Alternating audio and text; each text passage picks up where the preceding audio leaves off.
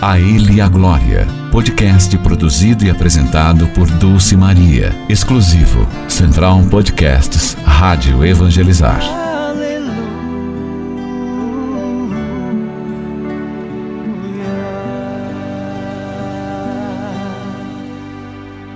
Tinha estudado um ano de jornalismo. Isso você vem de Veiporã para Curitiba, daí eu vim para o seminário vamos dar um stopzinho maior. aí. Vamos dar um stopzinho porque a história está bem gostosa. Mas vamos fazer o seguinte, nós temos mais um pouquinho de tempo? Temos, Miguel? Vamos fazer esse pedacinho aqui. Vai ter um segundo agora com o Tiago, certo? Estamos de volta, né? Eu prometi que teríamos uma segunda parte com o Tiago Radaeli, né? Ele contou a vida dele no início, toda a sua caminhada, a sua família, como ele começou esse chamado, sua mãe na renovação carismática, seu pai também na linha mais evangélica, protestante, mas uma família que tentou e tenta até hoje ir para o céu, e a santidade, uma via de santidade. Nessa via de santidade, o Tiago, ele se encontra num chamado para uma vida com Deus, né? Então, Tiago nos contou na primeira parte, você vai ter que confirmar, então, a primeira parte deste podcast, e nós vamos entrar agora numa segunda, né? Essa saída dele de Ivaiporã, Tiago, isso mesmo. E de Manoel Ribas. De Manoel Ribas, vindo para Curitiba para fazer filosofia. Vamos dar continuidade, então, a essa linda história de vocação desse meu amigo, desse menino que eu admiro muito. Tiago Radaeli. Esse aqui é o podcast A Ele a Glória com Dulce Maria. Vamos lá, Tiago. Então, Dulce, quando eu vim para Curitiba, daí Deus nos seus cuidados, né? Que eu falava que no noviciado, sim, Deus me chamava, eu sempre senti esse chamado de trabalhar com comunicação, né? E quando eu cheguei em Curitiba, eu comecei a estudar filosofia, eu fui fazer uma equivalência de matérias. Sim. Né? E aí o provincial olhou para mim e falou assim, viu, mas você já fez outra faculdade? Eu falei, sim, eu fiz um ano de jornalismo, né? E aí ele falou assim para mim, mas você gostaria de continuar esse jornalismo? Porque nós temos trabalhos da congregação junto ao Santuário da Divina Misericórdia. Olha só. Temos revistas, né? Temos o apostolado da Divina Misericórdia. E seria interessante ter um religioso, né, à frente desses trabalhos, né, formado para trabalhar com isso. Né? Parecia tudo perfeito também. E olha só, Dulce, e Deus conduziu, sabe? Teve todo um processo, né? Mas Deus conduziu que eu estudei jornalismo. Né? Eu não sei se na história da congregação teve alguém aqui no Brasil que fez uma faculdade diferente de filosofia e teologia. E eu estudei jornalismo na PUC. Então, eu terminei de me formar jornalista na PUC. Olha né? só. Então, claro, aí depois, durante o meu tempo de seminário, né, eu fui cada vez mais me identificando com a Divina Misericórdia.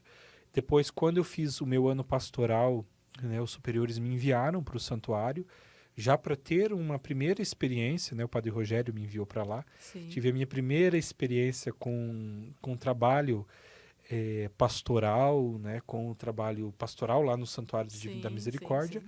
E já assumi algumas atividades com o Apostolado da Misericórdia, com a nossa revista, com o trabalho de evangelização, né, porque ali nós temos a difusão nacional da devoção à misericórdia através dos escritos de Santa Faustina, do Diário de Santa Faustina, né? Foi nesse tempo que a gente se conheceu, mais ou menos? Foi aí? Que ano mais ou menos foi isso? Você lembra? Isso foi em 2017, então mais ou menos, foi né? Foi mais ou menos quando nesse a renovação período. fez 50 anos, em 2018 ela faz 50 anos. Foi aí, mais ou menos, que a gente se conheceu. Foi mais ou menos nesse período, né? Então, Deus... E foi nesse momento também que Deus começou a colocar no meu coração, né, fazer uma pequena mudança de curso na minha história, né? Eu comecei a sentir que Deus estava me chamando a ser religioso irmão. Olha, e não padre, né? Foi nesse momento que nas minhas orações eu sentia que não deveria dar sequência pedindo o sacerdócio, né?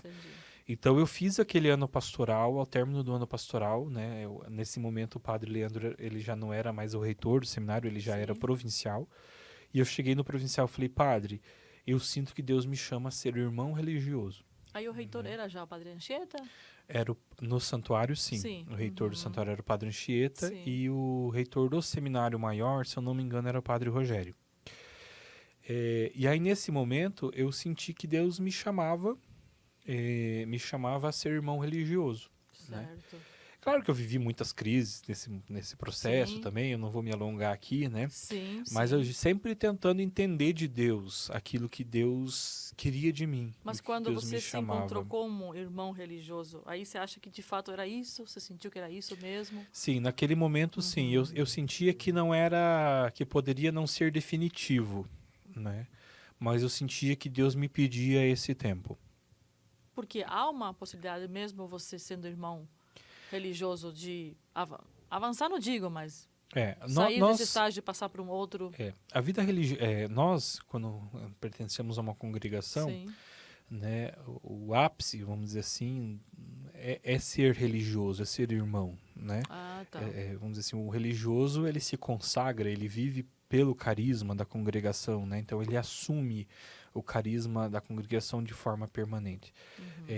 Ser sacerdote, né, é uma consequência dessa consagração para nós religiosos. Agora você né? poderia então dar essa sequência? Eu posso dar essa entendi. sequência, Ou para o né? diaconato. Porque eu não ou fechei, eu não tem pessoas que entram na congregação já com discernimento fechado, por exemplo. Entendi. Então ela entra, não, eu vou ser padre. Então Sim. ela faz todo o caminho para ser padre.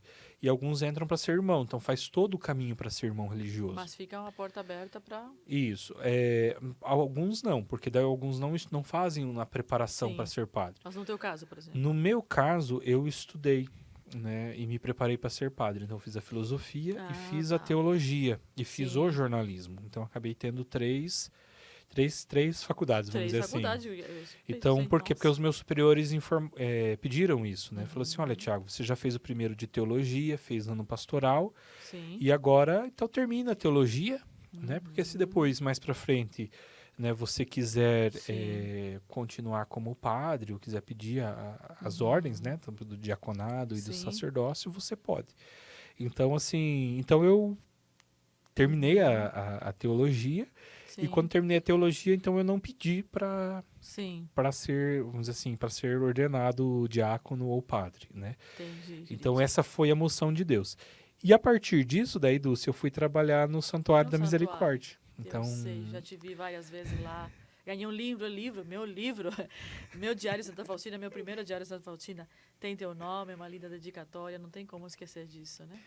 Então, e aí a minha vida no santuário acabou que nos primeiros anos trabalhei muito forte com a pastoral da comunicação no santuário, estruturando toda a comunicação do santuário. E depois, mais para frente, eu comecei a trabalhar de forma mais ativa dentro do apostolado da Divina Misericórdia, né? E há 2 anos eu sou responsável pela editora da Divina Misericórdia. Então, daí eu comecei a assumir a editora há 2 anos, que aí saio pelo Brasil aí difundindo a misericórdia de Deus. Que agora já está dentro das tuas veias, e inclusive nós estamos agora com uma passagem bíblica aqui, né? Alguns salmos que falam, né? Dessa eternidade, eterna é a sua misericórdia. Para a gente terminar, e eu sei que é muita coisa, é uma vida muito rica a sua, né? Eu sei que já deve estar acrescentando a muita gente que está assistindo, muito jovem que está assistindo também, muitas famílias que estão assistindo. Eu quero que você olhe para uma dessas câmeras aí, se você quiser. Eu sei que Deus já deve estar te colocando uma palavra, se você quiser também, né? Alguém que esteja na dúvida, que esteja na crise, porque a crise não vai passar nunca. A crise é uma coisa que faz parte do nosso dia a dia, faz parte da nossa vida, né, da nossa fé. Eu, como esposa, mãe, tenho minhas crises? Tenho. Mas sem elas, o que seria de mim? O que seria do meu diálogo com Deus sem minhas crises? O que seria do meu diálogo com Deus e meu marido e meus filhos sem essas crises? Né? Essas crises são como se fossem algumas... Sabe nos jogos de futebol? Sim. Então, eu vejo um cartão amarelo, a crise. Assim, calma, dá uma paradinha. E aí a gente se para um pouquinho, olha para dentro, né? E esse falar com a gente mesmo, aí a gente acaba de fato falando com Deus. Eu tive um amigo, psicólogo, dizia assim, nunca se policie, sempre se observe, ele dizia assim. Porque o policiar não é que nos remete à polícia, né? Às vezes um dedo que nos acusa, que nos culpa, né? de uma falha que fizemos. Mas o observar, ele é mais edificante. Porque eu acabo olhando, vejo algumas coisas que dou uma paradinha e opa, não é assim, é assim. Então, eu vejo as crises assim, vejo elas, às vezes, até necessárias, né? Sim, eu ouvi um dia desses, eu estava com muita crise, ou com muita dor, né? Sofrendo algumas coisas, né? E eu ouvi uma coisa tão linda, né? De um padre, ele falou assim: Deus, quando encontra um metal precioso e ele vê que esse metal pode melhorar ainda mais, ele põe na fornalha. Obrigado, padre. Na hora, eu ouvi aquilo. Os jovens da assim, fornalha. Pelo amor de Deus, padre, eu tô querendo ouvir uma palavra de consolo. O senhor vem me falar que Deus vai me pôr na fornalha para queimar ainda mais, para eu sofrer ainda mais. Ô, Daniel, a gente tá entendendo por que agora.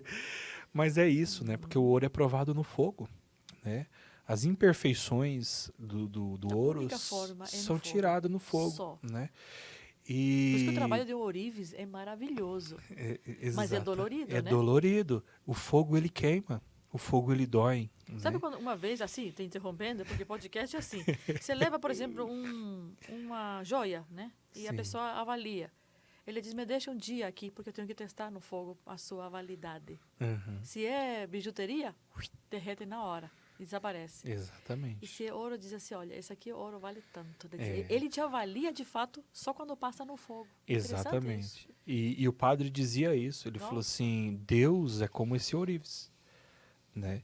Ele está querendo tirar as suas imperfeições, porque ele sabe que você é metal precioso, você é joia rara, e ele quer que você cresça, que você se desenvolva, Amém. Que você tenha mais vida. Então ele vai provar mesmo, né? Porque a aprovação ela vai amadurecer. E isso né? não tem fim. Tiago vai ter aqui, a gente tem que terminar, não tem como. Mas essas crises não terminaram, elas não vão terminar. A vida da santidade é isso, meu filho. Exatamente. Não tem uma vida de um santo. E Faustina não foi diferente, porque aqui vamos falar dela, porque ela é a tua madrinha principal, né? Depois de Nossa Senhora, ela, né? Ela não foi diferente. Exatamente. Jesus misericordioso usou tanto desta mulher, tanto, aprovou na obediência, aprovou, né? Não era isso, volte lá, fale com teu diretor, volte de novo. Não, é assim, Faustina. Nossa, mãe. Teve uma dela que me impressionou tanto. Não sei se é Faustina ou Santa Gema Galgani. Agora você vai ter que me dizer qual delas foi. Ela estava fazendo uma penitência. A penitência estava levando ela a uma situação física já tão dolorida, tão fraca ela estava, de tanto jejum, de tanta penitência. E ela, volta e meia, ela ia para o diretor espiritual, porque o que ela fazia ela discernir e pensar duas vezes, e assim, olha, não é para você fazer mais tanto isso, não. Quem que te disse? Não, Jesus me disse na adoração, volte lá e faça. E aí o diretor disse assim, calma, não é bem por aí. Então, mas tudo bem, volte lá. Só sei que ele deu como se fosse um teste, para ver se de fato era Deus que estava dizendo isso para ela, né? E quando ela volta, aconteceu um fato estranho, porque ela não teve essa resposta de Deus que o diretor pediu para fazer. Faça essa pergunta. Está lá a pergunta, não me lembro bem agora. E o inimigo estava tentando ela. A ela ter fazer cada vez mais penitência, enfraquecer ela numa falsa penitência. Ou seja, vejo também aí o discernimento, Tiago, né? Essa batalha que os santos viviam, achando que de fato era Deus, não era Deus falando, volte lá de novo, enfim. É uma batalha espiritual diária, né? Exatamente. Eu acho que você falava para dizer para quem está em casa, agora né? Agora tem que... Mas eu diria para quem está em casa, Dulce, que é necessário que nós criemos essa intimidade profunda com Jesus, né? Porque se tem uma coisa que eu tenho aprendido nesses tempos de crise, de sofrimento que às vezes vem, é o quê? Deus quer que Deus está próximo da gente, né? E Ele quer ser íntimo de nós, quer criar relacionamento conosco, né?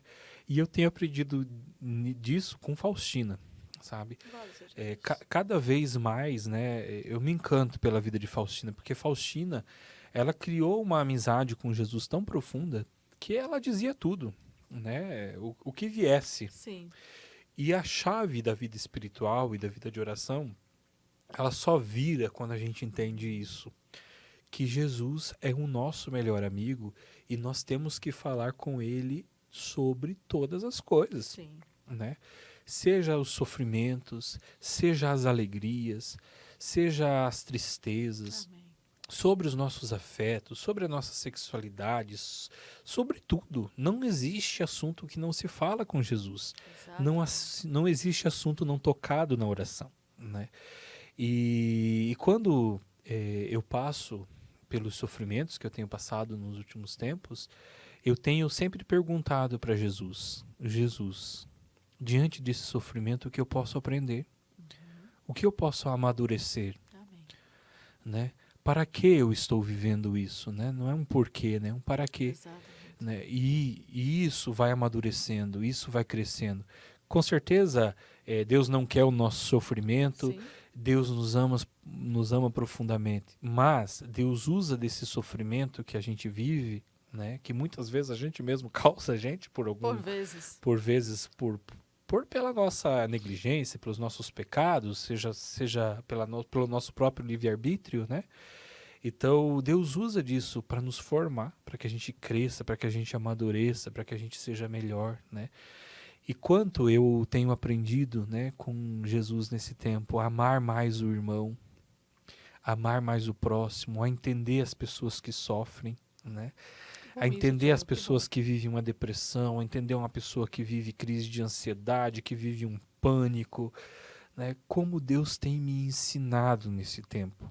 Né? As tuas próprias fragilidades a partir das minhas próprias fragilidades. Acaba sendo um exemplo para outras pessoas. Agora estou tendo que aprender a reeducar a minha alimentação, né? Porque eu estava ficando meio cheinho. Certo. Né? E quanto eu tenho aprendido, né? Aprendido o equilíbrio, a sobriedade. Que maravilha, né? Então, a gente tem que aproveitar, né, os sofrimentos que Deus nos Sim. manda, as crises, as dificuldades, para, é uma oportunidade de eu crescer. É uma oportunidade de eu ser melhor. É uma oportunidade de eu me aproximar e crescer em intimidade com Jesus. Você me lembra de São João Paulo II, naquele documento Salvificis Doloris, né? Eu sou apaixonada por esse documento. Ele diz assim que o nosso sofrimento só vai ter, vamos dizer assim, vai chegar aquilo que de fato é quando a gente olhar para o Cristo. Ele se torna salvífico só a partir daí. Senão a gente vai eternamente sofrer, meu filho. E Jesus ele não engana, né, Dulce? Jesus não engana ninguém, eu sempre digo isso. Jesus não disse, né, pegue suas alegrias e siga. Exatamente. Não disse. Ele disse, pegue a sua cruz. E em nenhum momento ele falou que ia tirar a cruz. Né? Ele falou, pegue a sua cruz e siga-me.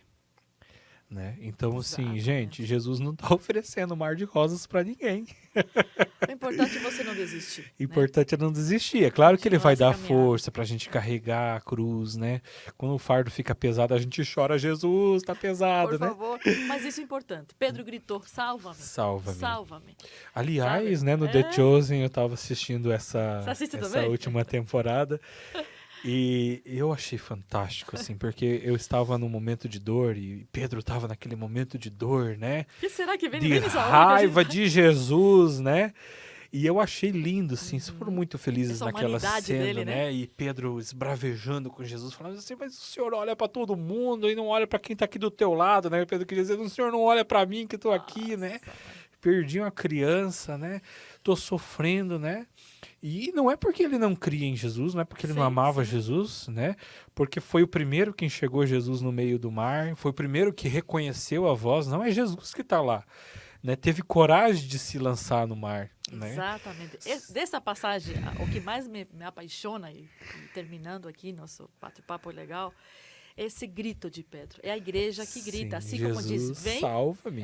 Como no Apocalipse terminamos dizendo, vem, né? Aquele que ele voltará, mas também nessa nossa trajetória ainda peregrina aqui, antes do final do vem, ainda temos que gritar, salva-me, Senhor. Jesus, eu sou apaixonada por essa parte. E é lindo, né, que daí termina a cena, assim, eu me acabo de chorar, sabe, Dulce? Veja só, eu não sou muito impressionada Jesus andando sobre as águas, porque ele é soberano. Ele, e de fato, esse momento nos mostra que a soberania está com ele, o poder é dele, e ele anda mesmo sobre as águas. Exatamente. Mas eu sou humana. exatamente. Eu sou Pedro, eu sou humana, eu ainda preciso gritar. Eu ainda preciso, né? Por E é quê? lindo que daí ele termina aquela cena, né? Sim. De Pedro dizendo assim, Jesus não me solte, Jesus não me solte, né? E aquilo eu me emocionei, né? E A eu- palavra já não fala essa parte, mas É, a gente se exatamente. imagina que de fato né, prossegue essa... Mas assim, assim, não tá na palavra, mas assim, é aquilo que Mas a aquilo gente que- diria, que é né? nosso. Jesus, eu me segura aqui, né? Eu tô afundando, eu O tô me evangelista só afogando. colocou salva-me. Reticências, né? Exatamente. E a gente tem que trazer isso para oração, né, Dulce? Jesus salva-me, Jesus guia, Jesus mostra os meus passos. O nosso caminho não está traçado para frente, né? A gente tem o livre-arbítrio, né? Mas se a gente fala, Jesus, salva-me, eu estou precisando de ti, com certeza ele vai estender as mãos. Não e tenho dúvida e disso. vai Assim como nos estendeu salvar. para você, estendeu para mim, né? E que esse programa também possa estender o braço. E você tenha se encontrado com esse lindo bate-papo com o Tiago Radaelli, né? E eu quero já te agradecer muito, querido. Fizemos praticamente 2 podcasts num só, né? Mas aí, com certeza, essa produção que é fantástica aqui da Rádio Evangelizar vai fazer 2 podcasts disso aqui. E muito obrigado pelo teu sim, filho. Obrigado. Eu sei que também você deixou tuas coisas, veio para cá. Eu que Linda a sua agradeço. vida, um exemplo para muitas pessoas, né?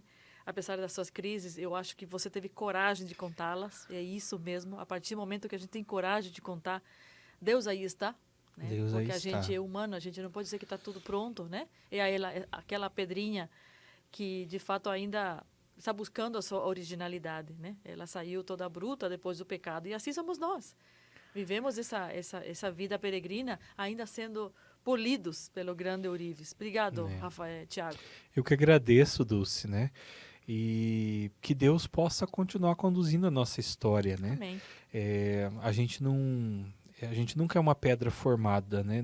A gente sempre pode melhorar, né? A gente nunca é uma joia pronta, Exatamente. né? Deus vai nos formando. O que eu sempre peço a Deus é a graça de nunca deixar de ouvir a sua voz, o som da voz dele, e nunca tirar os meus olhos dos olhos dele.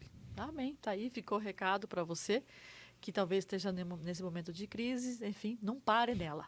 Onde está a receita? Não pare na crise. Ela faz parte, mas ela é apenas um momento. Ela vai passar. Né? Na E crise, Deus nos carrega esse é o no momento colo, que né? você fala com ele, como diz o Tiago, escuta Jesus. Amém?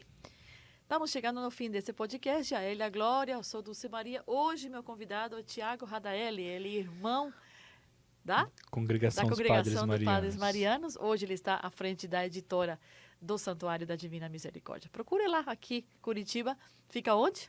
Fica no portão, No portão. né? O nosso site, se me permite, Toda. é editoradivinamisericordia.com. Visita lá. Procure lá, ele vai estar lá. Com certeza também você vai se encontrar com lindos livros, importantes livros, né, que podem te levar a uma espiritualidade mais forte, ao encontro de fato pessoal com a pessoa de Jesus Cristo. A Ele a Glória é o nosso podcast. Você pode ir no Spotify da Rádio Evangelizar, aí tem vários outros podcasts que você pode também se identificar. Também estamos no YouTube da Rádio Evangelizar. Muito obrigada pela sua presença, pela sua audiência. Você ouviu A Ele a Glória, podcast produzido e apresentado por Dulce Maria. Conteúdo exclusivo Central Evangelizar de Podcasts.